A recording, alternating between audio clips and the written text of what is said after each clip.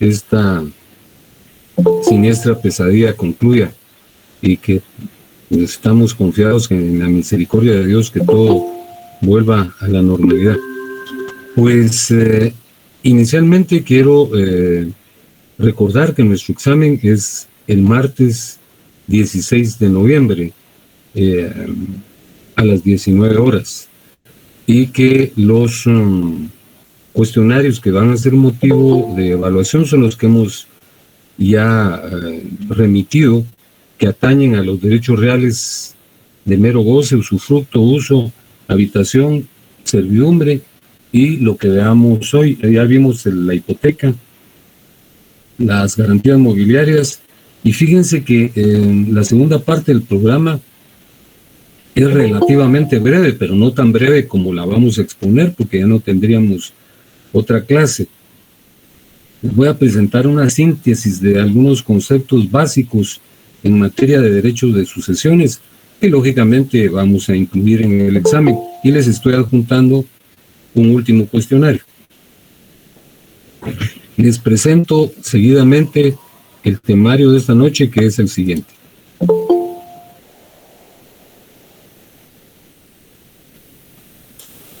Buenas noches, Lique, ¿qué tal está? ¿Qué tal está, Hilda María? Venturosamente todo bien. Espero que usted también. Sí, gracias a Dios, qué bueno. Bendito sea Dios, sí. Bien, entonces la exposición de esta noche versa sobre la sucesión mortis causa. Y les reitero lo que acabo de decirles, que nosotros teníamos previsto contar con unas 3 clases más para abundar en este tópico que es superlativamente interesante, pero por una serie de circunstancias. Buenas noches, licenciado. ¿Qué tal? Muy buenas noches. Bienvenido. Pues les decía que precisamente en atención a que hubo algunas suspensiones de clase, que nos restaron básicamente 3 sesiones, pues vamos a presentar una síntesis de algunos aspectos básicos que creo que es indispensable comentar. Empiezo la exposición de esta noche trayendo a cuenta lo relativo al patrimonio. Ustedes recordarán que el concepto de patrimonio y lo relativo a su naturaleza jurídica lo abordamos en la 3ª clase de este curso. La primera clase nos permitió discernir la diferencia entre cosas y bienes.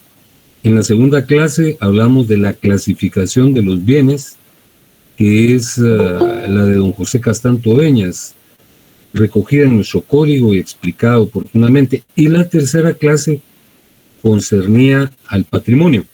Y precisamente esa definición de patrimonio que expusimos ya hace algunos meses es la que estoy trayendo a cuenta el día de hoy, porque es importante recordarla para exponer lo relativo a la sucesión. El patrimonio, dijimos en aquel momento y lo repetimos ahora, y lo consignamos ahí en el numeral 1, es el conjunto de bienes, derechos, acciones, cargas y obligaciones apreciables en dinero que le corresponden a una persona. Es decir, en términos de simpleza, es lo que tenemos y lo que debemos. Recordarán ustedes que señalamos que cuando lo que tenemos supera a lo que debemos, contamos con un haber patrimonial, somos solventes. Pero si por el contrario tenemos más deudas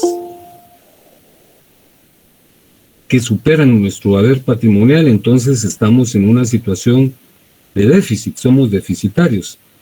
Pero lo que quiero recalcar es lo relativo a la noción del patrimonio. El patrimonio es el conjunto de bienes, derechos, acciones, cargas y obligaciones que tienen valor dinerario y que le corresponden a una persona. En el numeral 2 señalamos que ese patrimonio al que yo les acabo de hacer referencia tiene una titularidad, tiene un dueño, tiene un titular, tiene un propietario, ¿verdad? Y en un momento dado, ese titular, ese dueño, ese propietario, puede transmitir el patrimonio. ¿Cómo lo puede transmitir? Por actos entre vivos o por actos mortis causa. Los actos entre vivos son, como se infiere de su nombre, aquellos que se celebran entre personas que, lógica y obviamente, están vivos, ¿verdad? Por ejemplo, una compraventa o una donación o una permuta. Yo vendo una casa y el vendedor, que soy yo, y el comprador estamos vivos. Ese es un acto entre vivos. O hago una donación, dono el inmueble a una causa justa relacionada con los niños desamparados, o celebro un contrato de permuta. Ahí estoy transmitiendo el patrimonio o parte del mismo por actos entre vivos. Pero fíjense que es posible que el patrimonio se transmita por circunstancias relativas con la muerte. Por ejemplo, el propietario de un patrimonio fallece y ha otorgado su testamento, en el cual designó como herederos a sus hijos. Entonces, ese fenómeno se llama sucesión mortis causa. Ese es un término latino. Ya sabemos que el derecho, nuestro derecho, tiene por fundamento el derecho romano, ¿verdad?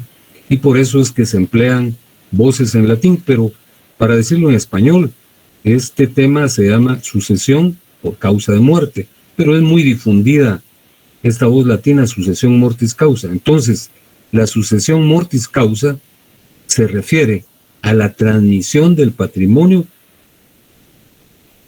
por acontecimientos que tienen lugar después de la muerte del titular del patrimonio. Ya dijimos que el patrimonio puede transmitirse por actos entre vivos, como los contratos a los que yo hice referencia, la compraventa, la permuta o la donación, o bien por esta otra circunstancia, que es la sucesión mortis causa o sucesión por causa de muerte.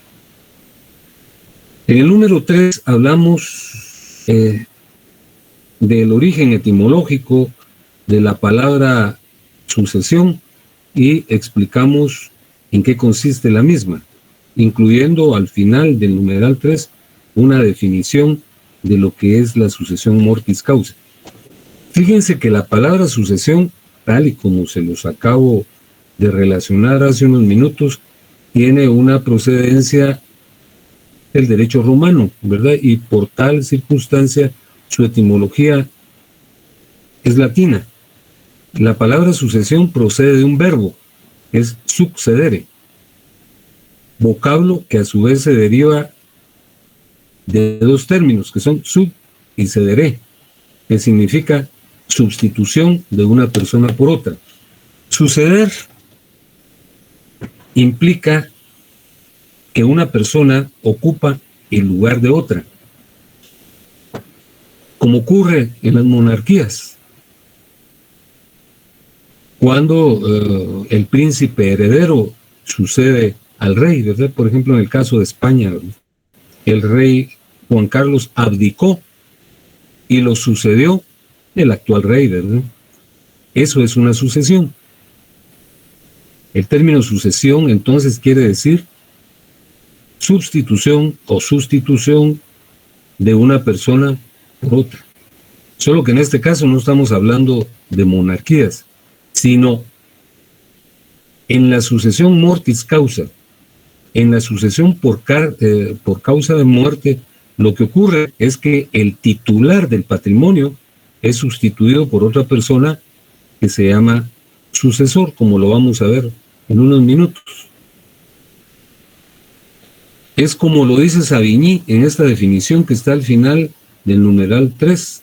Dice: sucesión es el cambio meramente subjetivo en una relación patrimonial con ocasión de la muerte de su titular.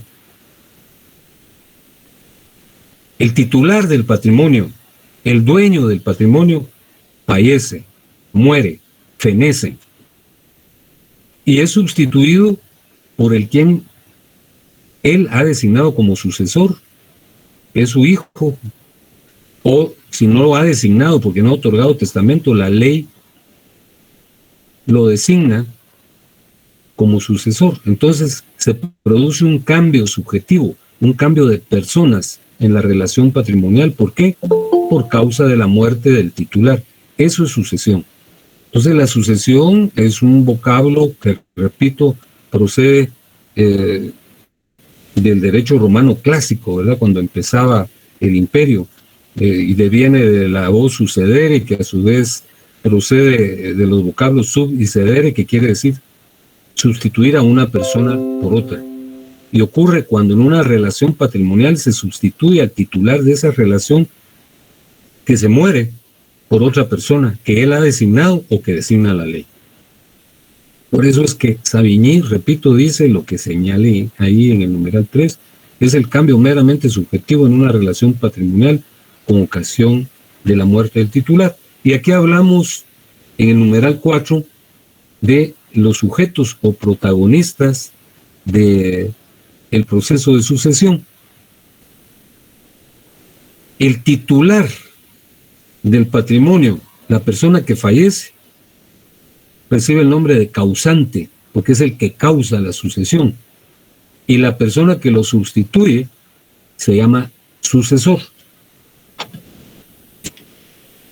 El papá que falleció se llama causante. Y el hijo, que es el que lo sustituye, se llama sucesor. Y ese cambio opera en razón del proceso que se llama sucesión mortis causa o sucesión por causa de muerte. Entonces lo lógico es que el sucesor se sitúe en el lugar del causante. Pero fíjense que hay circunstancias, y vamos a traer a cuenta seguidamente, que hacen impeditivo ese cambio. Yo les pido que abran su código a partir del artículo 917, por favor.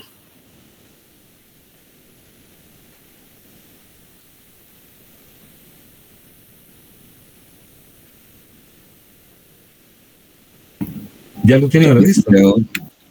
Listo, Lic. Bueno, dice el artículo 917, sucesión hereditaria.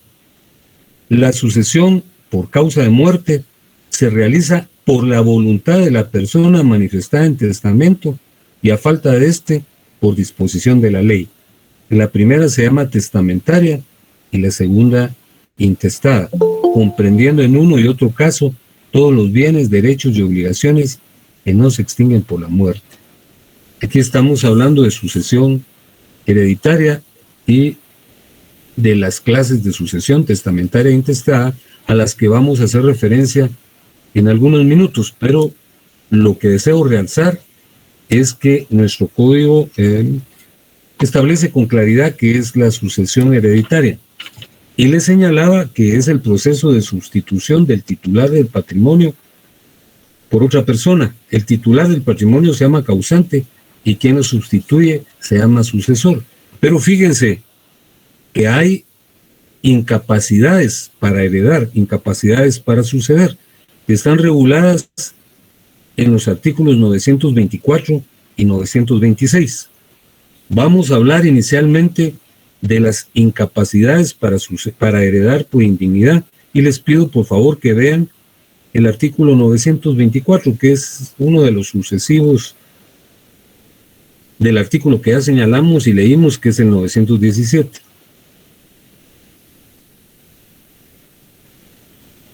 ¿Ya lo ubicaron? Sí, Ya, licenciado. Muy bien.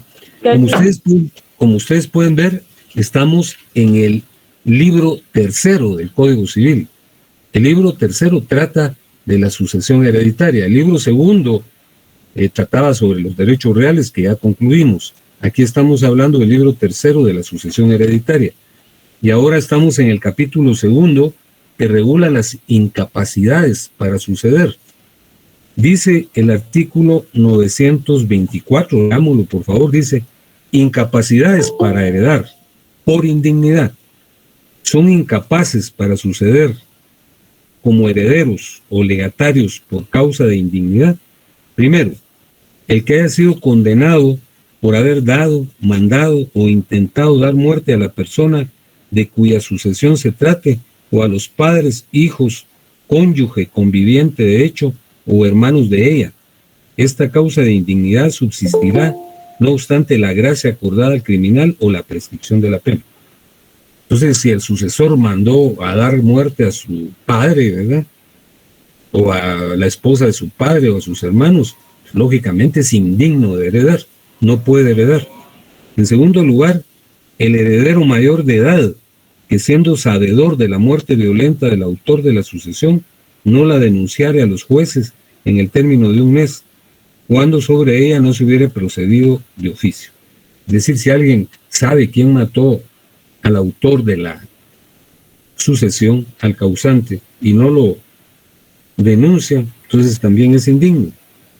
En tercer lugar, el que voluntariamente acusó al autor de la herencia de un delito que merezca por lo menos la pena de 1 año de prisión. Si yo acuso al autor al causante, pues también soy indigno. Luego dice el condenado por adulterio con el cónyuge del causante. Esta causal, la que está en el numeral 4, está derogada, porque el delito de adulterio ya no existe. Y se los comento porque de seguro que ustedes tienen códigos de reciente adquisición, pero aún así hay unas ediciones que incluyen este aspecto que ya fue derogado, porque ya no existe el delito de adulterio. El quinto, el pariente del autor de la herencia, sí, habiendo estado demente y abandonado, no cuidó de él, de recogerlo o asilarlo en establecimiento público, si hubiera podido hacerlo. Es decir, si lo descuidó, ¿verdad? Si se trata de una persona enferma o de avanzada edad y no le prestó atención, también es indigno, no puedes heredar, ¿verdad? El numeral sexto dice: el padre o la madre que haya abandonado a sus hijos menores de edad o que los haya corrompido o tratado de corromper, cualquiera que sea la edad de los hijos. El que con dolo, es el séptimo, o coacción, obligare al testador a hacer testamento, a cambiarlo o revocarlo. Octavo, el que por iguales medios impidiere a otro hacer testamento o revocar el que tuviere hecho, o suplantare, ocultare o alterare otro testamento posterior, el que ejerciere violencia sobre el notario o testigos para impedir el otorgamiento del testamento o para conseguir que se teste a su favor o a favor de otra persona. Es decir, todas estas actitudes que están reñidas con la eticidad, ¿verdad?, son carentes de ética, pues obviamente hacen impropio que una persona herede, ¿verdad? Si una persona concurre a la oficina del notario donde está a punto de otorgar su testamento a una persona y mediante amenazas con un revólver trata de que se le designe heredero, es indigno, ¿verdad? O el que abandonó al causante y no lo atendió, o que trató de matarlo. Yo creo que no necesito mayor explicación para señalar que cada una de estas 8 causales aluden a la falta de fundamento moral de una persona para convertirse en heredero. Pero hay otras causas que generan incapacidad para suceder por testamento, y esas son las contenidas en el artículo 926, el cual vamos a leer. Les pido que se ubiquen en el mismo. Dice: incapacidades para suceder por testamento. Son incapaces para suceder por testamento, en primer lugar, los ministros de los cultos, a menos que sean parientes del testador. Los médicos o cirujanos que hubieran asistido al testador en su última enfermedad, si éste falleciere de ella, salvo que sean parientes del testador. Tercero, el notario que autoriza el testamento y sus parientes y los testigos instrumentales. El tutor, el protutor y los parientes de ellos, si no se hubieran aprobado las cuentas de la tutela, a no ser que fueran parientes del pupilo. Y quinto, las instituciones extranjeras, cualquiera que sea su finalidad. Entonces, fíjense, por ejemplo, un ministro de culto valga el comentario y los pongo con todo respeto, un sacerdote católico, un pastor evangélico, un rabino, son personas que en un momento dado asumen potestades, influjo de manera extrema sobre los fieles, sobre las personas que acuden al habitáculo donde se practican los servicios religiosos. Es muy notable, y yo no necesito ejemplificar cómo hay pedimentos a veces excesivos relativos a los procesos rituales en donde hay que pagar un diezmo o entregar dinero. Entonces, esas personas que tienen un poder de convicción tan extremo pueden influir en el causante y propenderlo a que los designen herederos, salvo que sean sus parientes, ¿verdad? Porque entonces si el ministro otorga testamento y designa como heredero a su hijo o a su sobrino, pues entonces es pariente, ¿verdad? Ahí pues habría una justificación. Y los médicos y cirujanos, ¿verdad? Dice que hubiesen asistido al testador en su última enfermedad y fallecieran por esta, pues pareciera que en un momento dado podrían haber inducido la convicción del testador para que los designe a ellos. Entonces no pueden heredar. El notario, ¿verdad? Nuestra profesión realmente ha generado a veces mucha dubitación y oscuridad. Yo creo que en todas las profesiones hay personas descalificadas, pero que la mayoría, en el caso de los abogados o de los médicos, son personas decentes, pero sí han habido casos en donde el notario, en connivencia con los testigos, altera el testamento. Y luego el tutor, el protutor y los parientes, a no ser que fueran parientes del pupilo, ¿verdad? Entonces, en estos casos, definitivamente no se puede heredar. En el primer caso por indignidad y en esto por el influjo que puede ejercer sobre la persona del causante. Fíjense que aquí les estoy trasladando una definición que de seguro yo creo que ya la incluí en el examen, que es el derecho de sucesiones. El derecho de sucesiones está incluido en el libro 3 del Código Civil, que trata de la sucesión en general, de la sucesión hereditaria. Entonces aquí hay una definición pues muy sencilla que creo que todos percibimos con claridad. El derecho de sucesión es el conjunto de normas, principios y doctrinas que regulan la transmisión de bienes, derechos y obligaciones de una persona para después de su muerte. Así como hay un derecho de familia, un derecho de los bienes y de los derechos reales, también hay un derecho de sucesiones. En el caso de nuestro país está incluido en el libro 3 del Decreto Ley 106, que es el Código Civil de la República, y ahí están incluidas las normas, ¿verdad?, los principios. Y al margen de eso también hay doctrina que se refieren a la transmisión de los bienes, derechos y obligaciones de una persona para después de su muerte. Esa es la definición del derecho de sucesiones. Pero hablemos ahora del fundamento de la sucesión. ¿Cuál es el fundamento para que una persona transmita su patrimonio para después de la muerte? Fíjense que en torno a ese asunto hay dos posiciones. Están las teorías positivas y las teorías negativas. Las teorías positivas aceptan la sucesión y no la discuten. Consideran que la sucesión hereditaria es un fenómeno propio de la interrelación humana. En donde discrepan es en relación al fundamento de la sucesión por causa de muerte. Y dentro de las teorías positivas que sí aceptan la sucesión, hay tres, hay más, pero yo les estoy resaltando las más conocidas: la teoría biológica, la teoría de la copropiedad familiar y la teoría de la propiedad. Esas teorías, como les repito, aceptan la sucesión y cada una pretende dar una explicación que justifique la existencia de la sucesión hereditaria. La primera es la llamada teoría biológica. Así como nosotros somos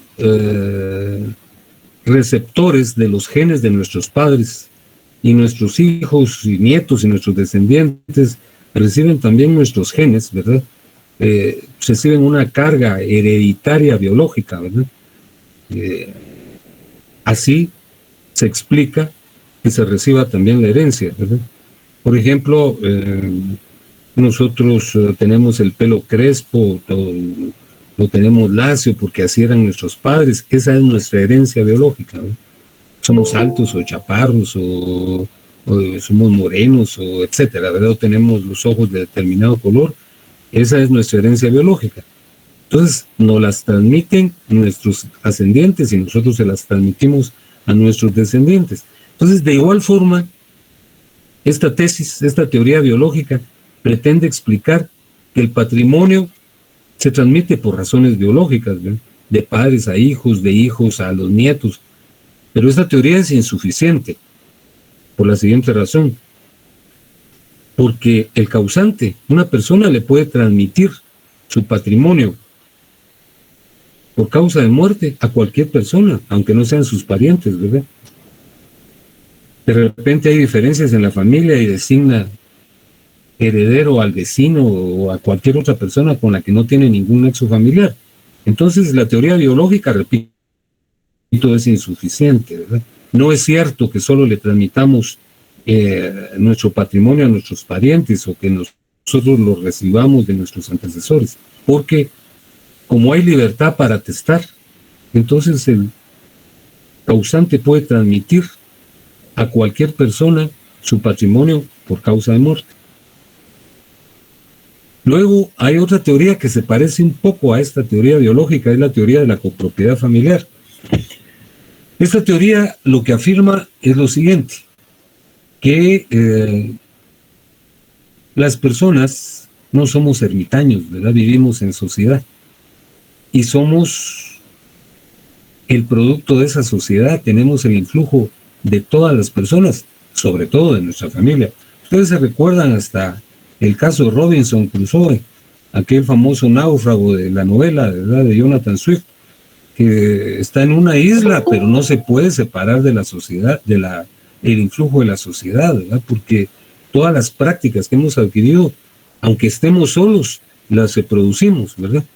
Entonces, aquí, la teoría de la copropiedad familiar dice que el influjo de la familia es muy grande y que una persona acumula un patrimonio porque de una o de otra manera ha recibido el apoyo, aunque sea moral, de su familia, ¿verdad? Unos exhortándolo para que trabaje, otros apoyándolo con consejos o a veces también patrimonialmente. Entonces, se señala que el patrimonio de una persona es producto de una copropiedad familiar y que por eso cuando el causante muere hay que distribuirlo entre toda la familia. Pero eso tampoco no es veraz, porque el mismo argumento que señalamos en la teoría biológica, señalamos acá. Realmente, el titular del patrimonio puede designar herederos a personas que no son su familia. Entonces, estas dos teorías, que por cierto gozan de aceptación parcial, no son veraces. La teoría que constituye el verdadero fundamento de la sucesión hereditaria es esta, la teoría de la propiedad. Nosotros ya estudiamos los derechos reales plenos, los que confieren el goce y la disposición. El propietario puede gozar de los bienes, disfrutar de ellos, o puede disponer del bien, puede enajenarlo, hacer lo que quiere. Entonces, al igual que en el caso de un bien en particular, él puede transmitir su patrimonio a quien quiera, pues puede transmitírselo a sus hijos, a sus primos, a sus tíos, a sus vecinos, a una asociación benéfica, filantrópica que cuide a los niños o a los ancianos.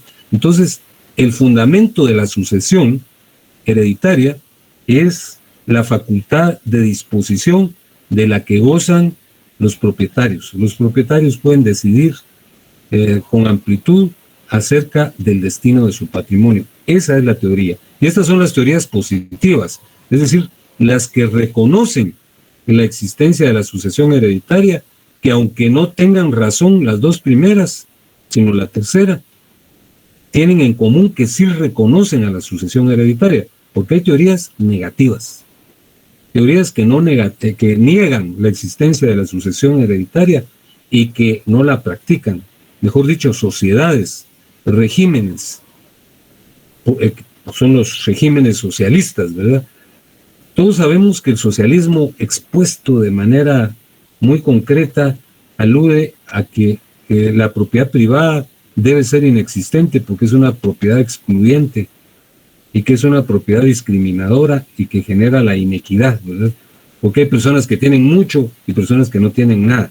Entonces, de conformidad con esa tesis, los medios de producción deben corresponderle al Estado, quien hará una cómoda e igualitaria distribución de la riqueza producida por el Estado.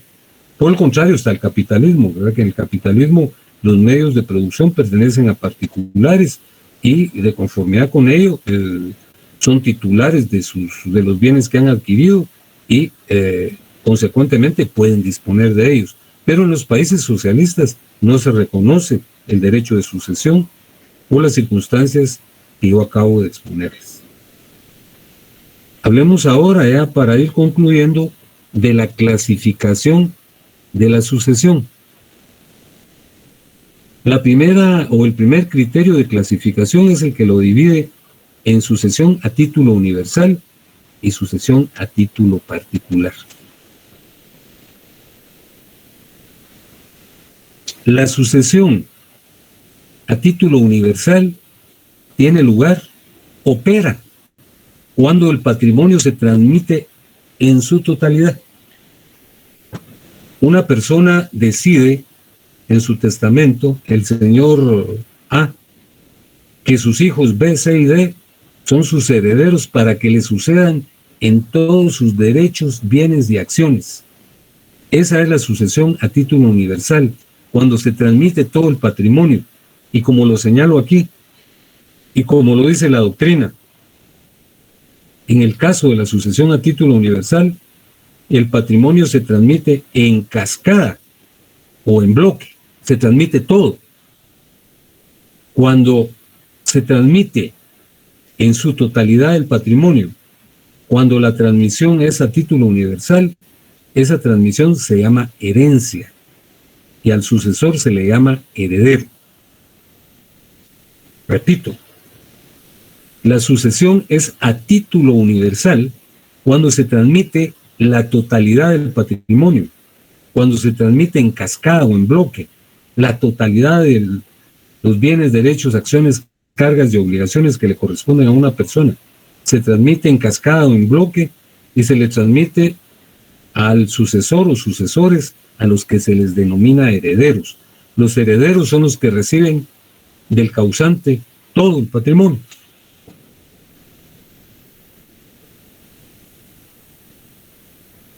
En oposición a la sucesión a título universal, existe la sucesión a título particular. La sucesión a título particular tiene lugar cuando se transmiten un bien o ciertos bienes concretos e individualizados. Entonces la transmisión en este caso se llama legado y al sucesor se le llama legatario. Por ejemplo, yo o la persona del ejemplo, ¿verdad? El señor A designó como herederos a sus 3 hijos y reciben la totalidad del patrimonio. Pero dentro del mismo testamento dicen, fíjense que la señora X trabajó conmigo durante mucho tiempo y yo quiero reconocer su eficiencia y lealtad durante los 40 años que trabajó conmigo y que le transmitan una casa. Una casa es un bien. Entonces esa señora, a quien le está reconociendo su lealtad y perseverancia, se llama legataria. El legado es una transmisión a título particular. Esa es otra pregunta del examen. ¿Qué diferencia hay entre la herencia y el legado? Entonces ustedes tendrán que señalar que la herencia es una transmisión a título universal, en cascada o en bloque, y el legado es una transmisión a título particular, porque solo se transmite un bien o algunos bienes. Esa es la diferencia entre la sucesión a título universal y la sucesión a título particular. Y hay otra clasificación que es sumamente importante, pero sumamente importante, que es la que señala que hay otros dos tipos de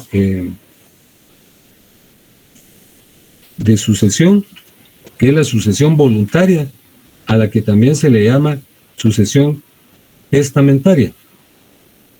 Y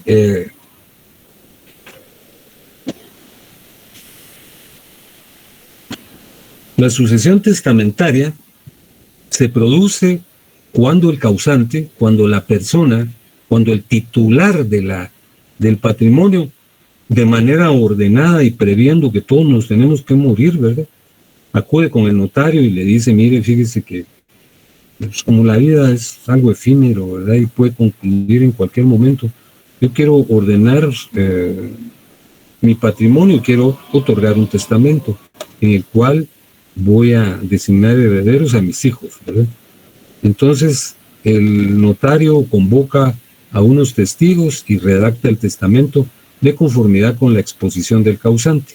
Entonces, esa es una sucesión voluntaria, ¿verdad?, cuando la persona acude y determina quién va a ser su sucesor o sucesores en un documento que se llama testamento. Pues eso implicaría orden, cuidado, previsión, diligencia, pero realmente en algún momento de nuestra vida tenemos la convicción de que nos vamos a morir, pero que ese momento está, pero muy lejano. Eso no es veraz, ¿verdad? Entonces, cuando ni siquiera pensamos en la muerte, ¿verdad?, que también es malo andar pensando en morirse, entonces no somos previsores y no otorgamos testamento. Entonces, ¿cómo se decide quiénes son los herederos? Lo decide la ley, y por eso esta otra sucesión se llama sucesión legal o intestada. Miren, por favor, el artículo 1078.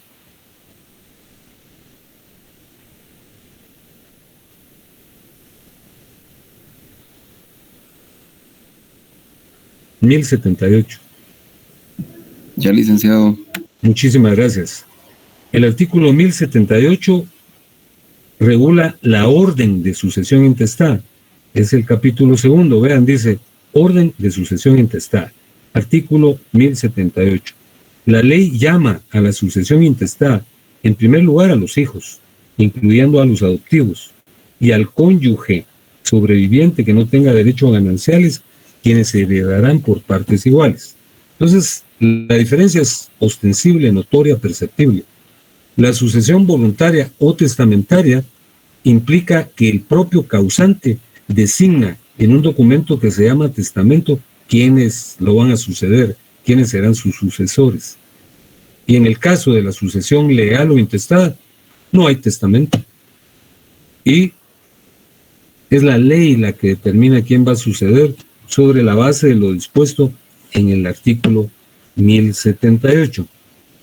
Fíjense que les pido que retornemos nuevamente al artículo 917.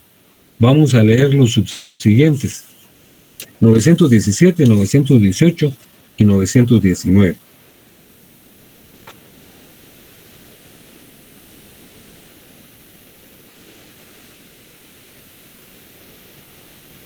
Ya estamos, ¿verdad? Ya, Lic. Muy bien. Muchas gracias. El artículo 917 dice: sucesión hereditaria. La sucesión por causa de muerte se realiza por voluntad de la persona manifestada en testamento, y a falta de este, por disposición de la ley, que es lo que acabamos de platicar. La primera se llama testamentaria y la segunda intestada, comprendiendo en uno y otro caso todos los bienes, derechos y obligaciones que no se extinguen por la muerte. Y el artículo 918 dice: transmisión de la herencia. Los derechos a la sucesión de una persona se transmiten desde el momento de su muerte, y la sucesión puede ser a título universal y a título particular. Y el 919 dice: herencia y legado. La asignación a título universal se llama herencia. La asignación a título particular se llama legado. El título es universal cuando se sucede al causante en todos sus bienes y obligaciones transmisibles, a excepción de los legados. El título es particular cuando se sucede en uno o más bienes determinados. Y es también lo que acabamos de señalar, está contenido en el código, pero nosotros lo hemos expuesto de manera sintética. Para ir concluyendo la exposición de esta noche, vamos a hablar de los elementos que participan en la relación sucesoria. Ya hemos expuesto en diversas oportunidades, y lo reitero ahora, que en toda relación jurídica participan por lo menos 3 elementos: los elementos personales o subjetivos, los elementos reales o materiales y los elementos formales. Los elementos personales o subjetivos son, valga la redundancia, las personas que intervienen en la relación, los protagonistas de esa relación, que son los que detallamos aquí. Básicamente son 3. En el proceso de sucesión hereditaria participan, en primer lugar, el titular del patrimonio, al que también se le llama causante o de cujus, o de cuyus, que es quien al fallecer da origen a la transmisión patrimonial. Fíjense que ya hemos expuesto en repetidas oportunidades, e insisto en ello, que el derecho occidental, ¿verdad?, tiene su origen básicamente en la cultura romana. Hemos expuesto, reiterado e insistido que la cultura romana fue una cultura jurídica por excelencia, ¿verdad?, y influyó en una serie de textos, sobre todo en el llamado Código de Napoleón de 1804, que a su vez influyó en un sinnúmero de códigos de Hispanoamérica y en la misma Europa, ¿verdad? Napoleón invadió España, también en España se recibió ese influjo. Y Napoleón era un admirador de los romanos, y en el código francés incluyó una serie de voces, vocablos, dicciones, palabras, oraciones en latín. Y por eso es que al causante se le llama de cujus o de cuyus, que son expresiones latinas, ¿verdad? Creo que lo correcto es hablar de causante, ¿verdad?, porque nuestro código no utiliza estas expresiones, que son meramente doctrinarias. Y el otro protagonista es el sucesor, heredero o causaviente, que así se le denomina, ¿no? Sería correcto hablarle heredero o causaviente cuando recibe la totalidad del patrimonio. Y, como lo acabo de señalar, al hablar de la diferencia entre herencia y legado, aparece también el legatario, quien es una persona que recibe la relación sucesoria en un segundo orden, porque él no recibe todo el patrimonio, sino recibe un bien o algunos bienes de la herencia. Los elementos reales o materiales, pues es el patrimonio, ¿verdad? Lo que se transmite es el conjunto de bienes, derechos, acciones, cargas y obligaciones que constituyen el patrimonio. Y finalmente los elementos formales están constituidos por el título de la sucesión, ¿verdad?, que puede ser testamentario o intestado. Testamentario cuando, en rigor, el causante concurre con un notario y ordena su testamento con diligencia y previsión, y si no, es la propia ley en la relación que se llama sucesión intestada. Bueno, pues con eso concluimos la exposición de esta noche. Aquí les estoy adjuntando el último cuestionario, que tiene 30 preguntas. Debe adicionar, aquí está comprendido lo relativo a la hipoteca, a la garantía mobiliaria y lo que platicamos esta noche, al margen de los otros 2 cuestionarios que ya les había trasladado, que se refieren al usufructo, uso, habitación y servidumbre. Pues yo de manera muy concreta quiero transmitirles una reflexión. La primera de las mismas es que por las circunstancias que todos conocemos, por la pandemia, la relación presencial que es la usual y conveniente en el proceso de enseñanza-aprendizaje, se vio modificada en este caso. Y esto pues, nos ha privado del contacto directo, de la posibilidad de conocernos personalmente.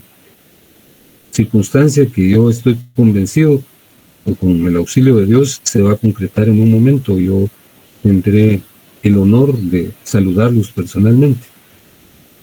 Y les quiero señalar que para mí es el más grande de los honores que me ha conferido Dios el tener la posibilidad de ser profesor de la facultad, de donde tengo no años, décadas de ser docente. Es una experiencia maravillosa, ¿verdad?